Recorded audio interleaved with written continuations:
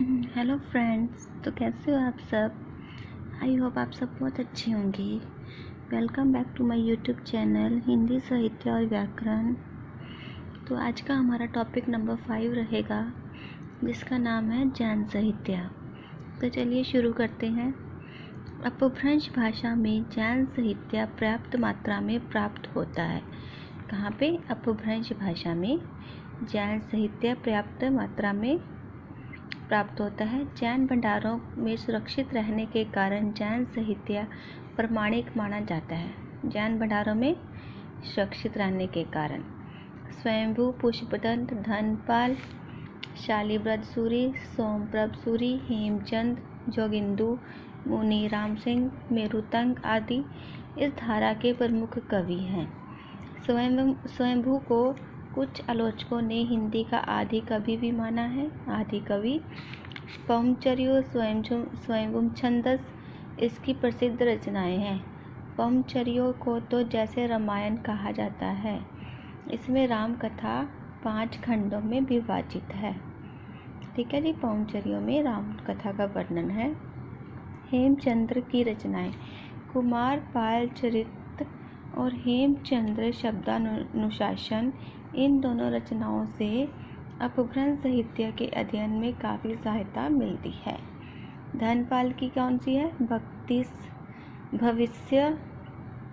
भविष्यत कहा। मुनिराम सिंह की पाहुड़ दोहा, मेरुतुंग की प्रबंध चिंतामणि, पुष्पदंत की महापुराण और न्याय कुमारचर्यो। इनमें से शॉर्ट क्वेश्चन, मतलब इनमें से क्वेश्चन अक्सर पूछते हैं एग्जामिनर। ये सब जैन धारा के प्रसिद्ध रचनाएं हैं। जैन कवियों द्वारा रचित साहित्य प्रबंध और मुक्तक दोनों शैलियों में मिलता है। कहाँ पे? प्रबंध और मुक्तक शैलियों में।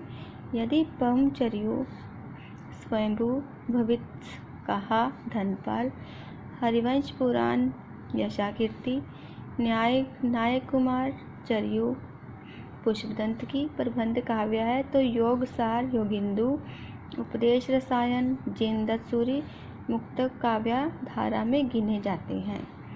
आगे है जैन साहित्य की विशेषताएं। यह प्रधानतः काव्यात्मक साहित्य है। यह व्याकरण के नियमों से बंधा है।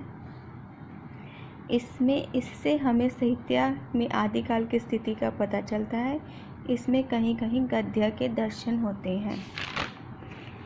इनकी भाषा अपभ्रंश का विशेष प्रभाव है। इसमें शांत रस की निष्पत्ति हुई है। दोहा का प्रयोग किया गया है। रास चरित आदि छंदों का प्रयोग भी हुआ है। अनेक पौराणिक और ऐतिहासिक व्यक्तियों का चित्रण है। काव्य सौंदर्यता दिखलाना इनका लक्ष्य नहीं था। इसमें दार्शनिकता का वर्णन है। ठीक है जी। ये इसकी विशेषताएं हैं। हिंदी साहित्य के आदिकाल में कुछ जैन मतावलंबियों द्वारा अपनी साहित्य सेवा के माध्यम से अपने विचारों का प्रचार किया गया। कहाँ से? अपनी सेवा के माध्यम से। इन साहित्य के भाव बड़े ही व्यापक हैं और इनकी शैली अत्यंत विस्तृत है। इन्होंने अपने साहित्य में तीर्थकारों जीवनियाँ प्रस्तुत की हैं और साथ ही विषय वर्णन भी किए हैं। इन्होंने जैन रामायण और हरिवंश पुराण में राम, रावण और महाभारत की एक विचित्र और प्रचलन भिन्न कथा कही है। जिसकी जैन रामायण, हरिवंश पुराण और राम, रावण, महाभारत की विचित्र प्रचलन भिन्न कथा कही है। इसमें संसार की विविध वस्तुओं को विविध दृष्टिकोण से देखने में एक ऐसी उदार दृष्टि प्राप्त होती है जिससे विरोध की भावना हटती है और प्रेम प्रसार होता है। मतलब विरोध की भावना हट जाती है और प्रेम का प्रसार होता है। मोक्ष इनका अंतिम लक्ष्य है। मोक्ष के प्राप्ति के 3 मार्ग बतलाए हैं। अपभ्रंश का कोई भी कवि ऐसा नहीं है जो स्वयं से प्रभावित ना हुआ हो। उनकी रचनाओं में पवमचर्यो, ऋष्टभूमि, ऋषनेमिचर्यो, स्वयंभू छंद प्रमुख है।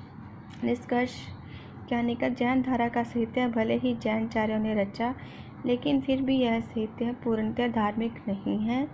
इस साहित्य का साहित्यिक कोटि में विशिष्ट स्थान है। दोहा चौपाई छंद के साथ साथ पदड़िया छंद को भी इस साहित्य में स्थान दिया गया है।